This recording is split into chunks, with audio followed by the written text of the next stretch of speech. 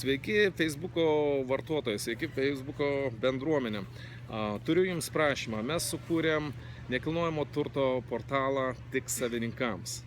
Tai yra bendruomenė, kuri jungs tik nekilnojamo turto savininkus, kuri jungia tik tai nekilnojamo turto savininkus. Ten nebus jokių agentų ir ten nebus pasikartojančių skelbimų. Tai yra turbūt, ypač kas ieškojotės turtą išsinuomoti, turbūt žinot, ką aš turiu omeny. Kaip yra sudėtinga, kai bendrovė paima, ar tai kažkokia kompanija nekilnojamo paima pinigus, ten 100 litų ar 100-200 litų ar eurų, kažkiek tai, dabar jau eurais, ar ne, ir pasirodo, kad nieko gero jums neduoda. Tai vargo vakarienė.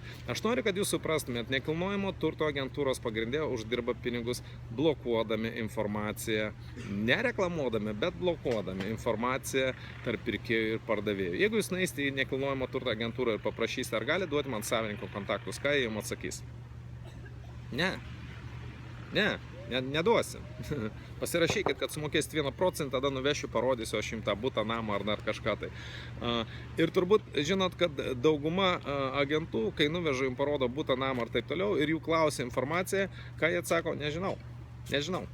Arba dar geriau, pats pardavėjas reklamuoja, siūlo, reiškia, savo turtą, aiškina visas detalės smulkmenas, ką agentas darė, stovi tyliai.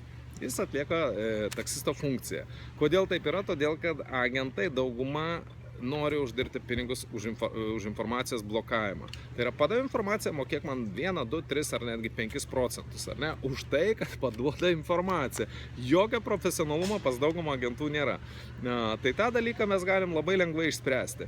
Tiesiog platinkite šitą video, platinkite www.tiksavininkai.lt nuorodą, dėkite savo profilus, siūskite kur tik tai galite. Mūsų tikslas yra per kuo trumpesnį laiko tarpą suburti šitą bendruomenę, kad visi Lietuvos žmonės žinotų, kad yra portalas tiksavininkai.lt.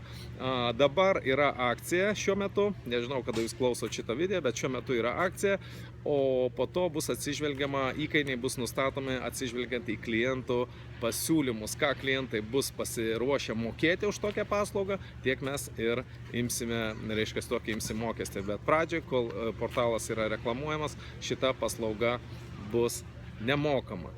Tai vat, agentas ar reikalingas, ar visai nereikalingi, čia būtų tokia gana ilga diskusija, bet tokie agentai, kokie dauguma Lietuvoje šiuo metu yra, tai tikrai nereikalingi, ar ne?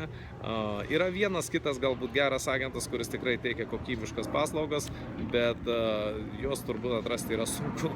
Ir todėl aš dirbu 22 metai su nekilnojamu turtu, dabar paskutiniai 14 metų jau gyvenu Majamyje. Tarp kitko, mes ieškom personalo administracijai, reiškia, portalo, kas norės, prašom jungtis. Darbas yra nepririštas prie vietos, aš 14 metų gyvenu Majamyje, bet dirbu su Lietuva, visos mano pajamos pareina iš Lietuvos. Tai reiškia, platinkit šitą video, platinkit šitą žinutę, kad kuo didesnis kiekis turto pardavėjų ir pirkėjų sužinotų, kad yra tokia vieta, pagaliau pirmą kartą Lietuvos istorijoje atsirado vieta, kur žmonės gali keistis nekilnojamo turto informaciją tiesiogiai pardavėjai su pirkėjais ir tenai nebus jokių tarpininkų ir tenai nebus jokių pasikartojančių skelbimų. Ačiū Jums ir iki malonaus.